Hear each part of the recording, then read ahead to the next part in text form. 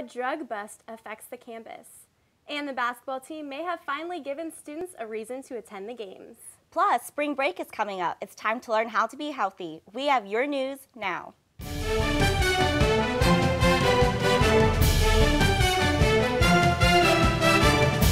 From the Schieffer School of Journalism, this is TCU News Now.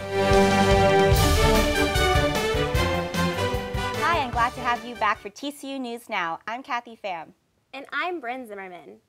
First, we go to Madison Pelletier in the newsroom with a breaking story about the on-campus drug bust. Thanks, Bryn. A drug bust led to the arrest of 17 people. The 6-month investigation led to the arrest of several students both on and off campus. I want to make it loud and clear to everybody that if you want to do this kind of thing, you can't go to TCU.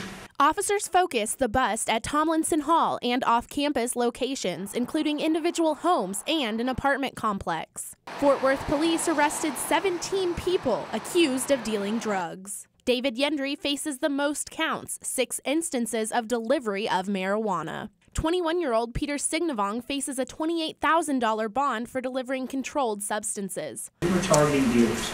We were not targeting the average student. We were targeting individuals that were actively selling and making money for doing this. The rest of the students face anywhere from 1 to 4 counts of dealing and delivering drugs, including marijuana, ecstasy, and prescription drugs to undercover officers. TCU administrators said this type of conduct will not be tolerated by students. I think this is a very clear message to everyone in this community that we're not going to tolerate it and that we're out in front of this before something terrible happens. And that's why I sent the message to all the students, faculty, and staff. The students were kicked out of school and are not allowed to attend classes. Police say more arrests could come.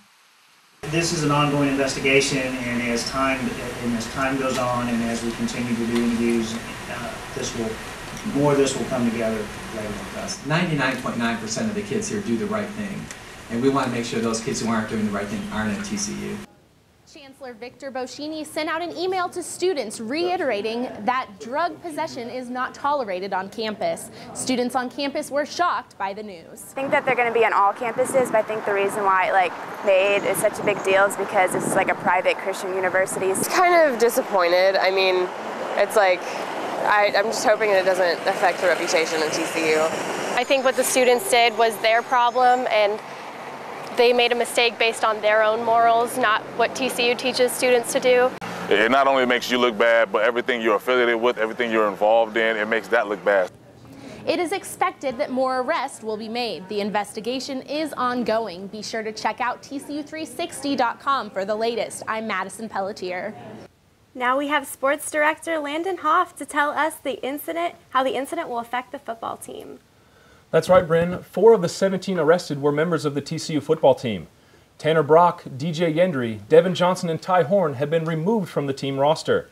Head coach Gary Patterson released a statement early Wednesday saying, "There are days people want to be a head football coach, but today is not one of those days. As I heard the news this morning, I was first shocked, then hurt, and now I'm mad. Under my watch, drugs and drug use by TCU student athletes will not be tolerated by me or any member of my coaching staff, period. Our program is respected nationally for its strong ethics, and for that reason, the players arrested today were separated from TCU by the university." He continued to say, "I believe strongly that young people's lives are more important than wins or losses." Patterson also said the Horned Frogs are bigger and stronger than those involved. The team loses its leading tackler and an All-Mountain West selection in 2010 in Tanner Brock, who earned a medical redshirt in the 2011 season. Yendry played in all 13 games in 2011, recording 17 tackles and 3 sacks. Johnson also played in every game, while Horn saw action in 8. Thanks, Landon. That is some pretty serious stuff. All of this brings up safety issues. On another serious note, a student was robbed very close to campus last night. She was threatened with a weapon that appeared to be a knife. The suspect has not been found and is described as a male. All students, not just young women, should be aware that you can call 777 for a TCU police escort. On a less serious note, after Valentine's, you might be filled up on sweet treats and thinking of turning to healthier foods, or you're already ready for more sugar. We are heading to the Culinary Corner to show you all things foodie at TCU. Thanks, Bryn. Caitlin, you followed around a TCU food delivery service this week. Tell us about that. Yes, I followed the deliveries and saw how a late night cupcake can change your night on campus. Sophomore Gabrielle McBay is spreading the love to TCU students this February with a discounted late night cupcake delivery.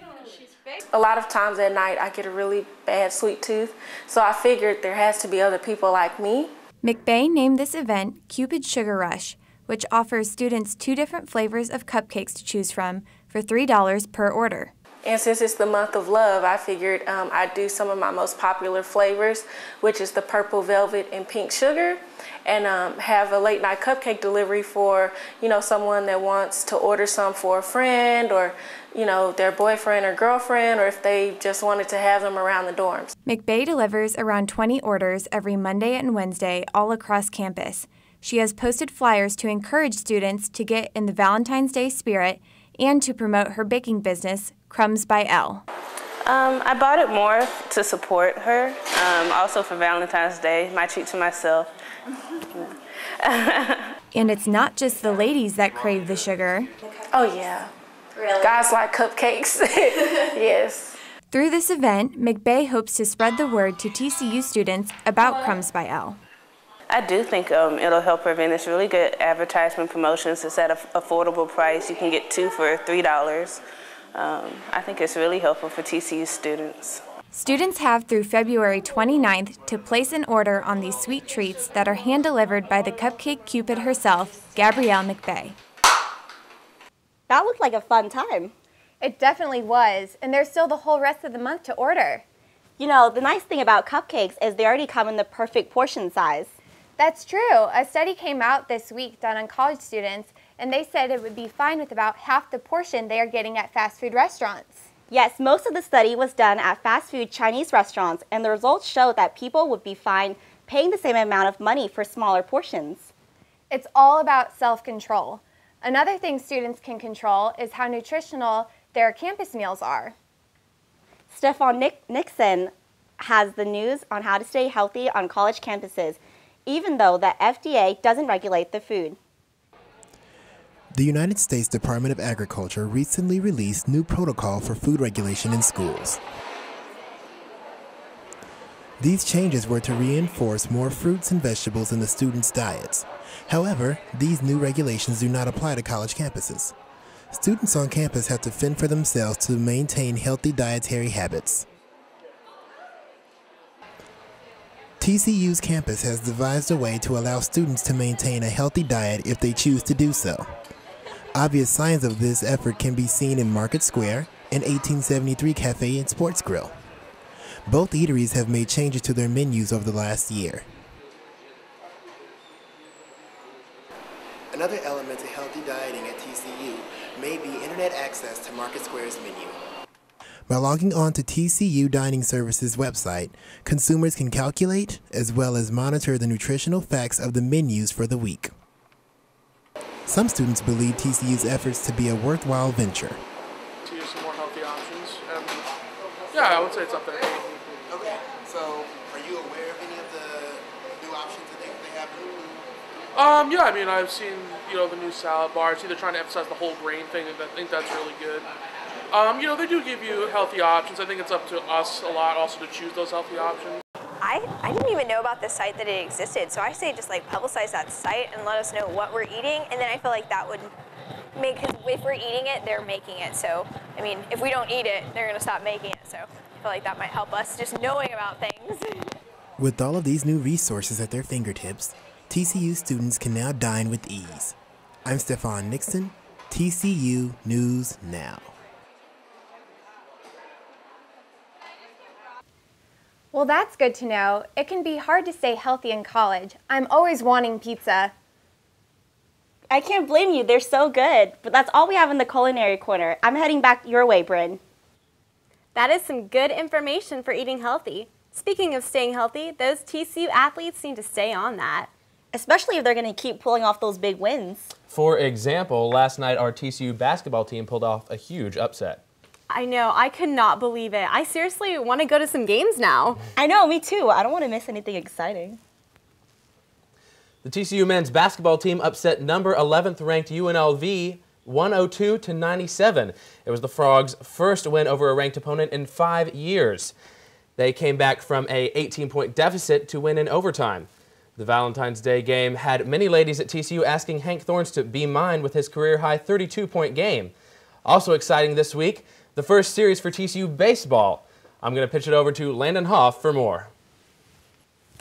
That's right, Clint. The Frogs lost 3 starting pitchers to the Major League Draft after the 2011 campaign. Matt Perk, Kyle Winkler, and Stephen Maxwell made up TCU's weekend rotation and anchored the pitching staff for the past 2 seasons. This means the 2012 squad has some big shoes to fill. And so far, confidence is high. The baseball season is upon us, and with it comes expectations built up by the recent success of the Horned Frog squad. This success is due in large part to the strong pitching rotation the team boasted for the last 2 seasons in Perk, Winkler, and Maxwell. Head coach Jim Schlossnagle said groups like that are rare in college baseball today.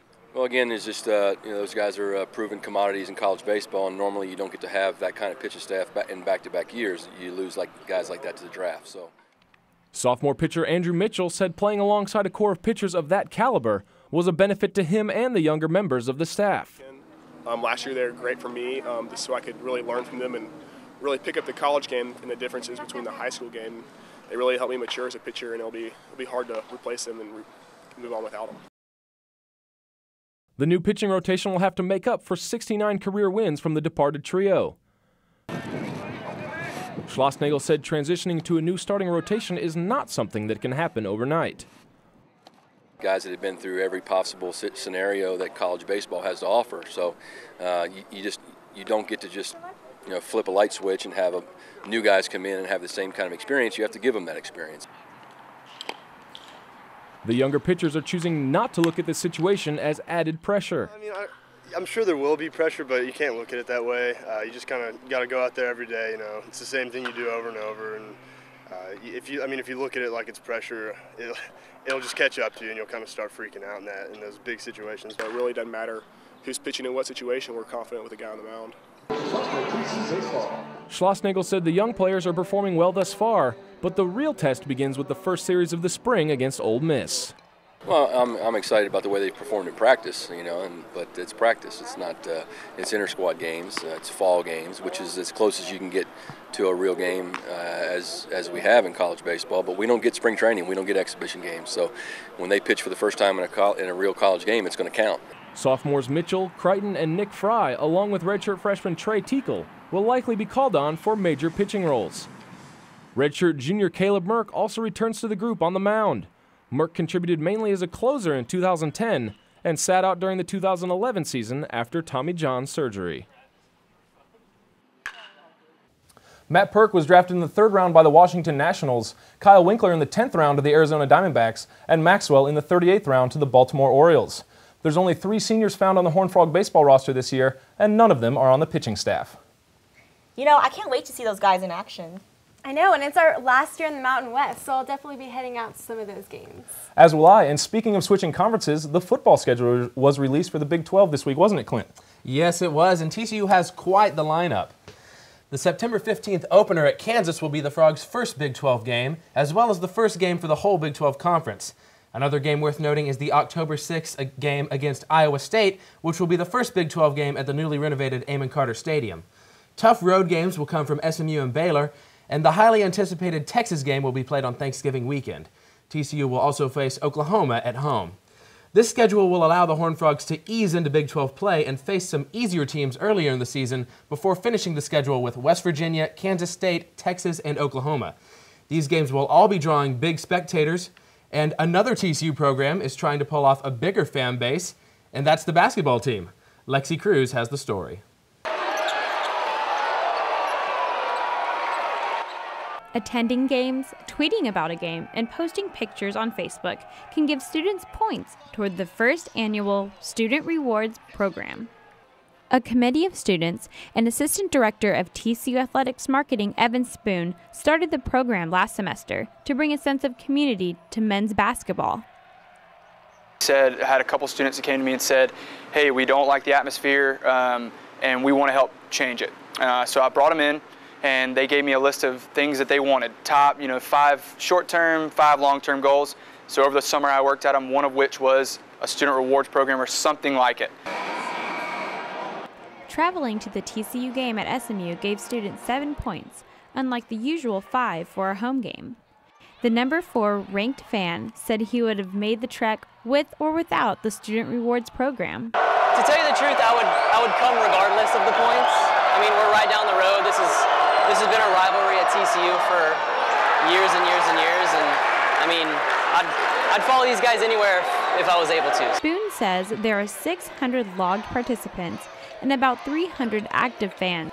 Our student attendance is up 122%, which is really good for us because the students drive the atmosphere. Anybody that knows basketball knows that they drive it, and as we go into the Big 12, we want to see more student active.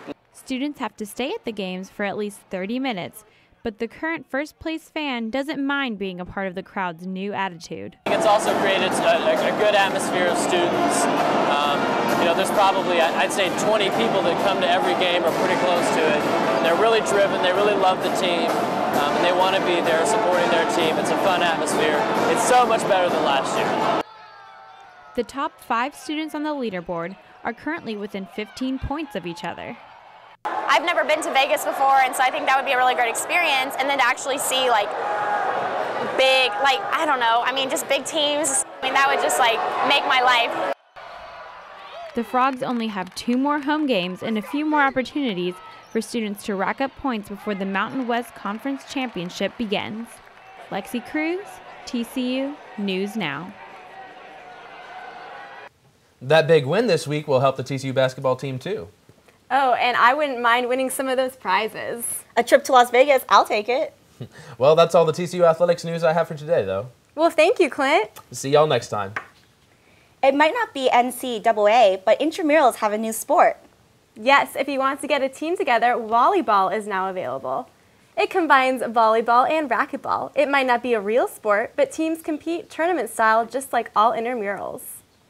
The panelists for the annual Schieffer Symposium were announced this week. For the first time, White House correspondents from all 3 major networks will attend to discuss the news coverage for the 2012 election. The editor-in-chief of Politico will also be on the panel. The event is scheduled for April 11th, and TCU students can attend for free. But the symposium is just one of many events held on TCU campus. Let's go to Luis Ortiz to hear what's going on this week.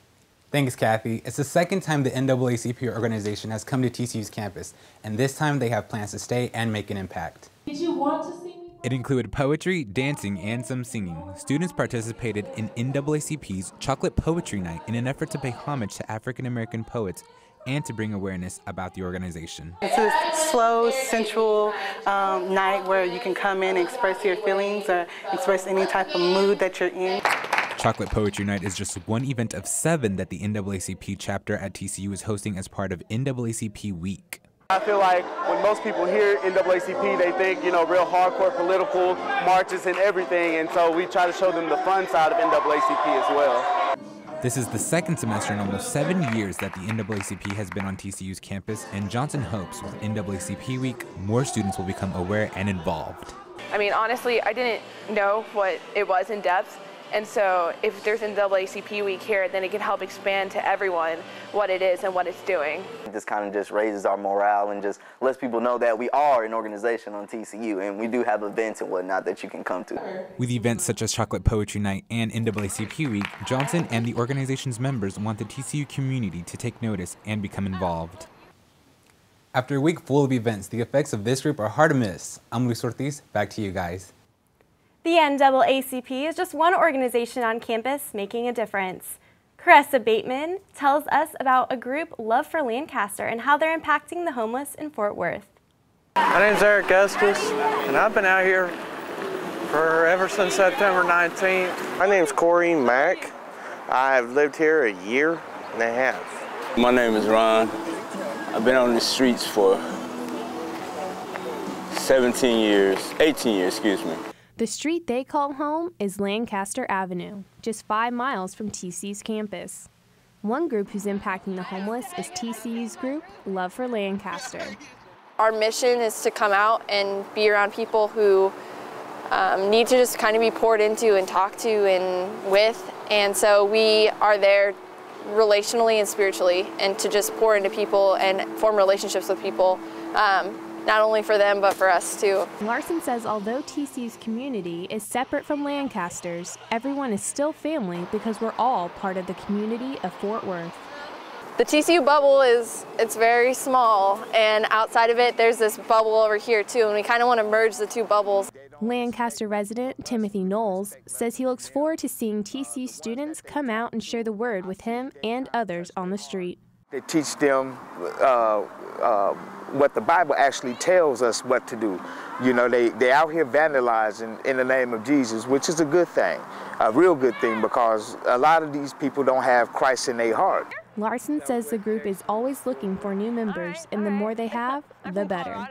Love for Lancaster, oh, they're my busties. They're my best friends. TCU's Love for Lancaster group goes down to downtown Fort Worth multiple times weekly. To find out how you can become a part of their group, make sure to check out the Student Affairs webpage at www.tcu.edu. I'm Caressa Bateman, TCU News Now. The group plans to continue visiting Lancaster year-round. And something else that happens every year is the Harris College of Nursing's trip to London. But they are changing up the London trip this year to add Geneva and Switzerland to the destinations. The student learns about universal health care and World Health Organizations like the Red Cross.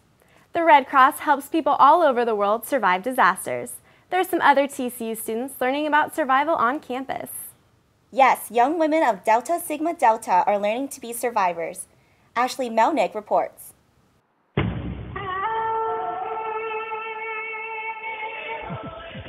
The reality show Survivor is coming to TCU. Well, not exactly. The Delta Sigma Theta Sorority Incorporated will host a 3-day program called Survival of the Fittest, designed for TCU women to experience the obstacles women face in third world countries. If you've ever watched the show Survivor, it's going to be stuff like that. So it's going to be like some physical challenges, and along the way, you know, women will face different obstacles that women in third world countries will have to face. The program is designed to promote political and international awareness. 6 team participants were chosen for the event on February 17th through the 19th. I met with some of the participants of Survival of the Fittest. Some shared their experiences overseas, while others shared some friendly competition. I'm sorry. Mimi Weldy-Johannes. I'm Christy Holland. My name is Yvonne Eagledan, by the way. Women coming from various backgrounds and majors. Hi, I'm Felicia Mouser, I'm an anthropology major. And I'm Nancy Acevedo, and I'm a criminal justice major and sociology minor. Coming together for the first time to spread awareness in a unique way. Desi Bennett, Vice President of Delta Sigma Theta and chair of the program, was inspired by an idea in high school. Bennett shared her story from France via Skype. We started talking about doing this thing called A Night in Darfur, and it was something we never really completely finished. And so just kind of playing off of that and making it not just one night, but really an entire event. I wanted to be able to relate to the women that go through different tragedies and be able to put myself in their shoes, because I too plan on doing mission work in the future, and I just want to be able to help those people understand where they're coming from. Bennett previously traveled to Nicaragua and discovered the powerful effect of visiting a poorer country. And I learned a lot, and it's just like seeing that these people, like no matter what they're going through, they're still living life and they're still happy, even though they're struggling on a daily basis. And so it really means a lot and makes you even think more about your life. The 3-day event will be closed to the public, but Bennett hopes to release the footage from the program as a small documentary by April. Ashley Melnick, TCU News Now. Wow, that would be cool to participate in. Yeah, too bad the event is closed to the public, but the sorority hopes to release a documentary about their experience. With so much serious news today, we leave you with a little bit of a fun look at TCU alum Tim Halprin playing in the aisles of Target on national TV.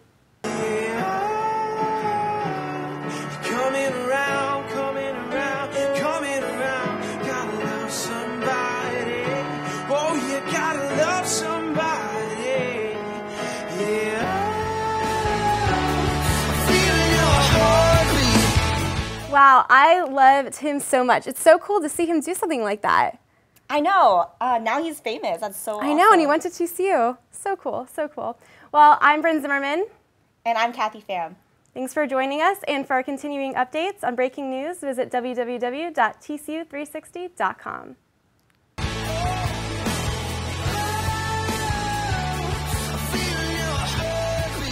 Scars and Stories by The Fray.